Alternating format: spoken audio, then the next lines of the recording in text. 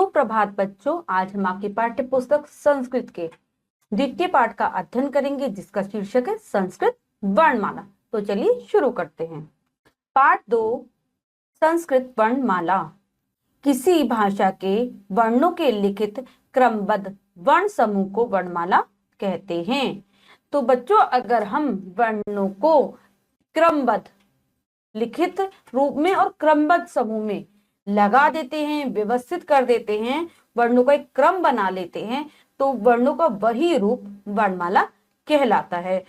जो हमारी संस्कृत की वर्णमाला है उसमें 2 प्रकार के वर्ण हैं, यानी कि वर्णों को 2 प्रकार के भागों में विभक्त किया गया है। तो चलिए अब हम उनके बारे में पढ़ते हैं। पहले होते हैं स्वर। कौन से? स्वर। जिन वर्णों का उच्चारण स्वतंत्र रूप से होता है उन्हें स्वर कहते हैं। संस्कृत वर्णमाला में 13 स्वर होते हैं। ऐसे वर्ण जिनका उच्चारण स्वतंत्र रूप से होता है, अर्थात जिनका उच्चारण करते समय हमें अन्य वर्णों की सहायता ना लेनी पड़े, वो स्वतंत्र रूप से उच्चारित हो, ऐसे वर्ण स्वर की श्रेणी में आते हैं। तो संस्कृत वर्णमाला में ऐसे स्वरों की संख्या 13 है। तो चलिए उन स्वरों को देखते हैं। तो पहला है हमारा अ, ई, उ, री, ए, आई, ओ और औ। जो हमने वर्ण उच्चारण के साथ अभी पढ़े, ये होते हैं स्वर, वर्ण जिनके उच्चारण में हमें किसी अन्य वर्ण की सहायता नहीं लेनी पड़ रही। तो जो दूसरा भाग होता है उसके बारे में हम पढ़ते हैं। जो हमने बताया था आपको कि जो संस्कृत वर्णमाला है 2 भागों में विभक्त है। तो पहला भाग हो गया स्वर। अब हम दूसरे भाग के बारे में पढ़ रहे हैं जिसको हम कहते हैं व्यंजन। क्या बोलेंगे? व्यंजन। ठीक है। जिन वर्णों का उच्चारण स्वरों की सहायता से होता है उन्हें व्यंजन कहते हैं। ऐसे वर्ण जिनका अगर हम उच्चारण करेंगे तो हमें स्वरों की सहायता लेनी पड़ेगी, बिना चलिए हम व्यंजन का उच्चारण नहीं कर सकते। ठीक है। तो अब हम उन व्यंजनों के बारे में पढ़ते हैं कि कौन कौन से व्यंजन होते हैं। तो सबसे पहले क, ख, ग, घ और अंगा। ठीक है। नेक्स्ट लाइन में आते हैं च, छ, ज, झ और या। क्या बोलेंगे? या। आगे पढ़ते हैं ट, ठ, ड, ढ, ण, ण। नेक्स्ट है त, थ, द, ध, न, प, फ, ब, भ। नेक्स्ट म, य, र, ल, व, श, श, स और ह। तो बच्चों, ये हैं हमारे सभी व्यंजन वर्ण जो कि संख्या में 33 होते हैं। हमने जाना कि स्वर कितने होते हैं संख्या में?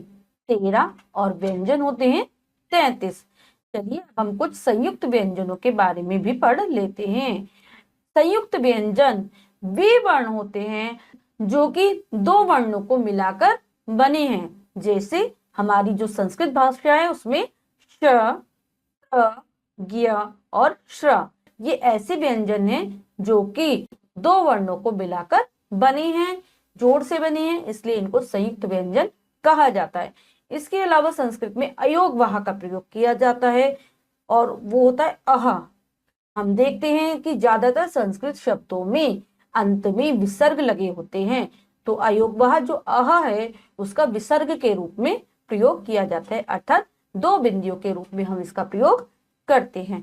ठीक है। और अगर हम स्वर और व्यंजनों के बारे में नहीं जानेंगे तो हम स्वर व्यंजनों और वर्णों के बारे में अगर हम नहीं जानेंगे तो हम भाषा को लिखने की कल्पना नहीं कर सकते। किसी भी भाषा को सीखने के लिए हमें सबसे पहले उसकी वर्णमाला को आना जरूरी होता है। तो चलिए अब हम आगे पढ़ते हैं इन वर्णों को। अब इन वर्णों को चित्रों के माध्यम से समझिए। अब हमने जो वर्ण पढ़े थे अभी उच्चारण के साथ, अब उनको चित्रों के माध्यम से पढ़ना सीखते हैं। तो देखते हैं अ अ से अश्वः, अश्वः मतलब घोड़ा। अ अ आम्रम, आम्रम मतलब आम। क्या हो गया? आम। नेक्स्ट है ई इक्षु, ई से इक्षु मतलब ईख। क्या होगा? ई से इक्षु। नेक्स्ट है ईशः मतलब ईश्वर, ई से ईशः। नेक्स्ट है उ उ से उद्यानम। क्या बनेगा? उ से उद्यानम मतलब बगीचा। ऊ अगला है ऊना, ऊना मतलब ऊन। नेक्स्ट है री री से ऋषि, साधु, ऋषि। ठीक है, री से ऋषि। री ठीक है, जो री का प्रयोग होता है वो शब्दों के नीचे इसको लगाया जाता है, अलग से हम इसका कोई शब्द नहीं बना सकते। अगला पढ़ेंगे ली, ऋकार। ऋकार का भी प्रयोग शब्दों के साथ ही होता है, शब्दों के नीचे लगाने के काम आता है ऋकार। इसके भी हम अलग से कोई शब्द नहीं बना सकते। एडका, ए से एडका, एडका मतलब भेड़। आई आई से ऐन्द्रजालिकः, ऐन्द्रजालिकः मतलब जादूगर। ओ अगला जो हमारा वर्ण है वो है ओ से ओष्ठः, ओट, ओट के लिए ओष्ठः। नेक्स्ट है औ। क्या है? औ से औषधम, औषधम मतलब दवाई। ये है अंग,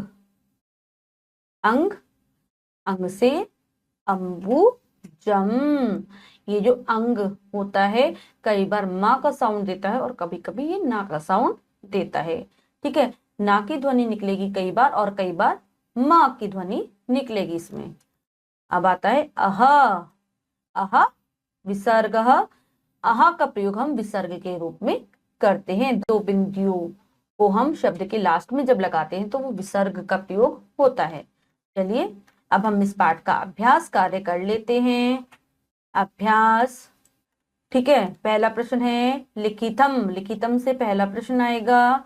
तो चलिए क्या है प्रश्न पढ़ते हैं और करने की कोशिश करते हैं। चित्राणि दृष्ट्वा तेषां नामानि लिखत।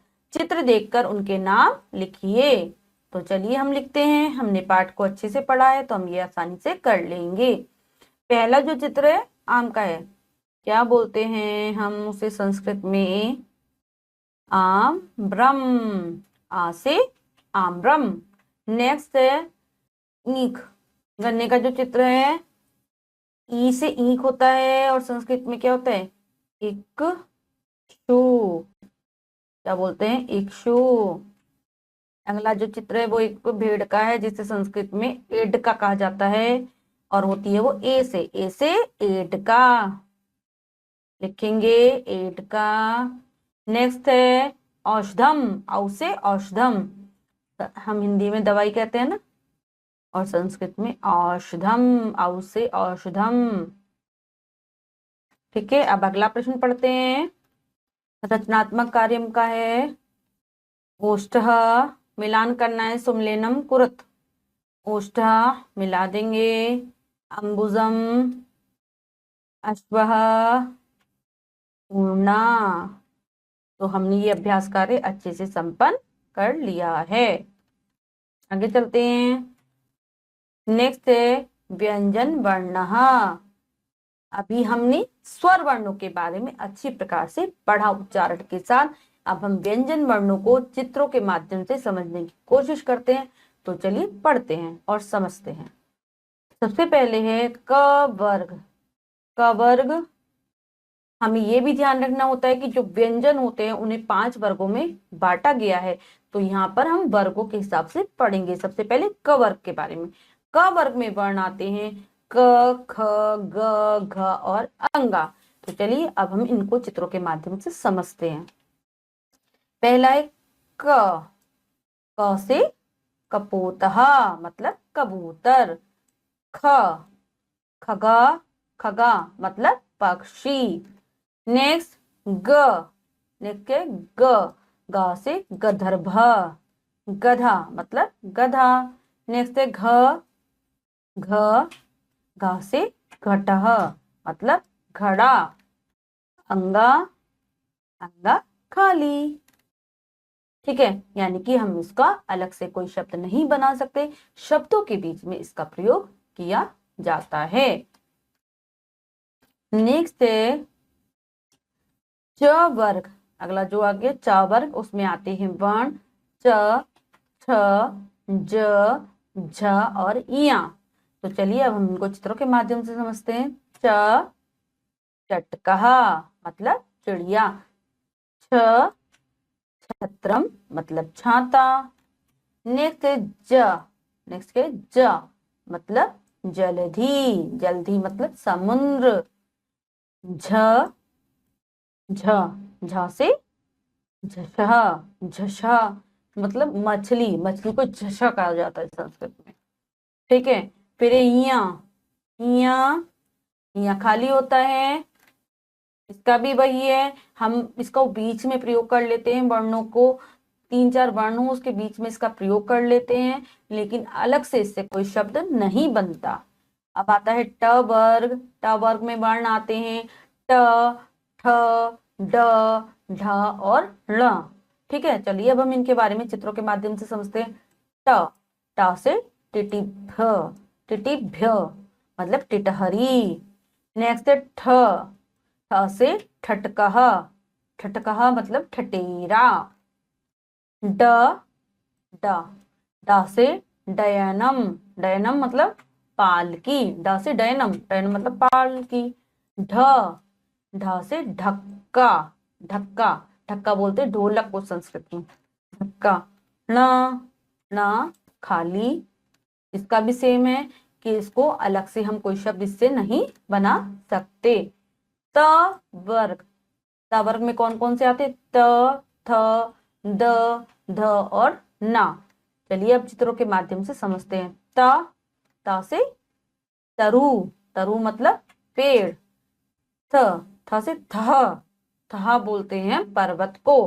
थह विसर्ग लगे हुए हैं, अह का साउंड आएगा।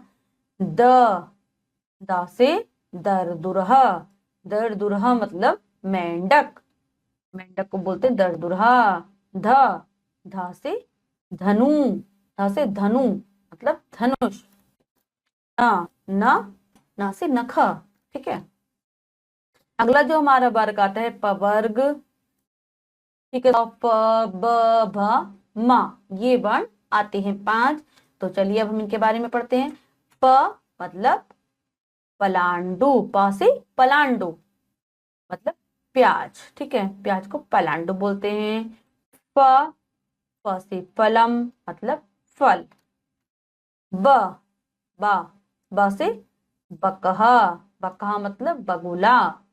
भ, भ से भानु, भानु मतलब सूर्य। नेक्स्ट म, म से मकरह, मकरह मतलब मगर मच्छ, मगरमच्छ को मकरह। अगले आते हैं अंतस्थ व्यंजन, इनकी संख्या 4 होती है। ठीक है, ये कवर्ग जो वर्ग वाले 25 व्यंजन है उनके अंतर्गत नहीं आते, ये अलग होते हैं, इनको अंतस्थ व्यंजन कहा जाता है। ये है य, र, ल और व। तो अब हम इनको चित्रों के माध्यम से समझते हैं। या, या, या से यभ, यभ मतलब जौ। र, र, र से रथम, रथम मतलब रथ। नेक्स्ट है ल, ल, ला से ललना, ललना मतलब और। इधर है व से वर्तिका, वर्तिका मतलब बत्तख, बत्तख को वर्तिका बोलेंगे। नेक्स्ट आते हैं ऊष्म व्यंजन। ऊष्म व्यंजनों की संख्या 4 होती है और ये हैं श, स और हा। तो चलिए अब इनको भी चित्र के माध्यम से पढ़ते हैं। श से शशकः मतलब खरगोश। श से षटपद, षटपदः भौरा, षटपदः मतलब भौरा।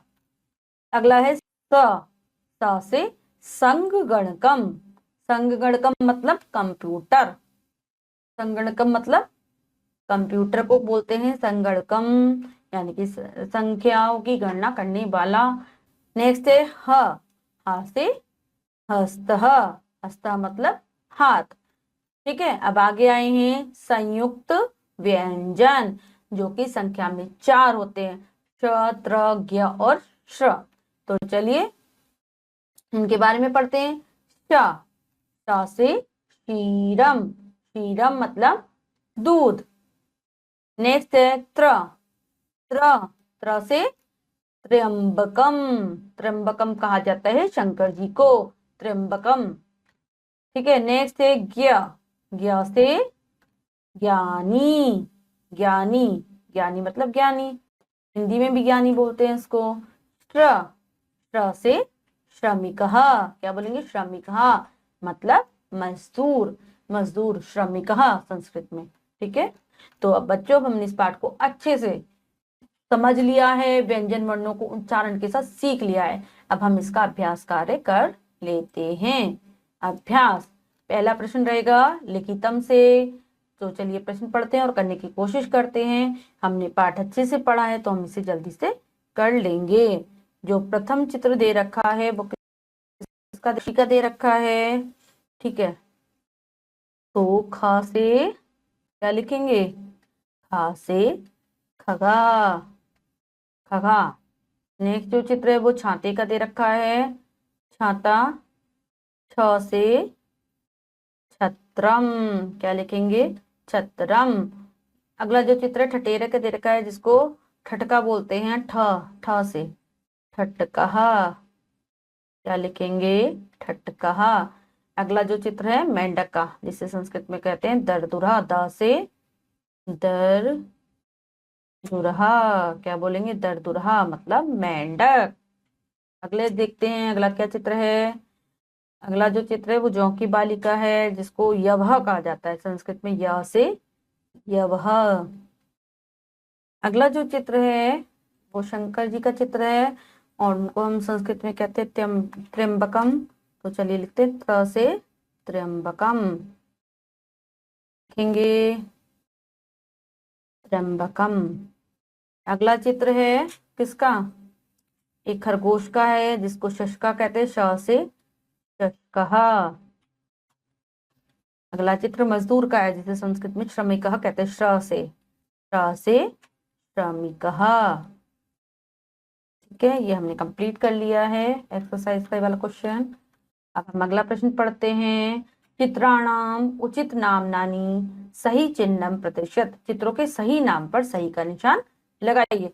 हमने पाठ अच्छे से पढ़ा है तो ये हम और भी जल्दी कर लेंगे। घड़े का चित्र है, संस्कृत में घटा कहा जाता है उसको। तो यहाँ 3 ऑप्शन दे रखे हैं। ठीक है, घटा, वटा, शशका, तो हमें पता है घटा, ये ऑप्शन सही है। अगला जो चित्र है बगुले का जिसे संस्कृत में बोलते हैं बकहा, तो यहाँ पे 3 ऑप्शन है, डमरूहु, ढक्कहा, बकहा। तो हम किस पे लगाएंगे, बकहा पे। अगला है ढोलक का चित्र जिसे हमें पता है ढक्का बोलते हैं। तो यहाँ ऑप्शन दे रखे हैं बकहा, टिटिभिह, ढक्का, तो हम लगा देंगे ढक्का पे। ठीक है, तो बच्चों हमने इस पाठ के अभ्यास कार्य को अच्छी प्रकार से संपन्न कर लिया है। तो बच्चों आज हमने आपकी पाठ्य पुस्तक संस्कृत के द्वितीय पाठ का अध्ययन किया जिसका शीर्षक था संस्कृत वर्णमाला। हमने उसमें सीखा कि स्वर और व्यंजन किस प्रकार के होते हैं, उनका उच्चारण किस प्रकार से किया जाता है और स्वर और व्यंजनों को मिलाकर संस्कृत वर्णमाला बनाई गई है जिसमें संयुक्त व्यंजन और अन्य व्यंजनों को भी स्थान दिया गया है। इसमें अयोग वाह का भी प्रयोग किया जाता है। तो हमने इसको अच्छी प्रकार से उच्चारण सहित समझा है, अभ्यास कार्य को किया है। आशा करती हूँ आपको अच्छे से समझ आया होगा। आप जरूर फिर से पाठ को उच्चारण के साथ पढ़ेंगे, अभ्यास कार्य को कर लेंगे। मिलते हैं अगली कक्षा में नए पाठ के साथ। तब तक के लिए स्वस्थ रहिए, प्रसन्न रहिए। धन्यवाद।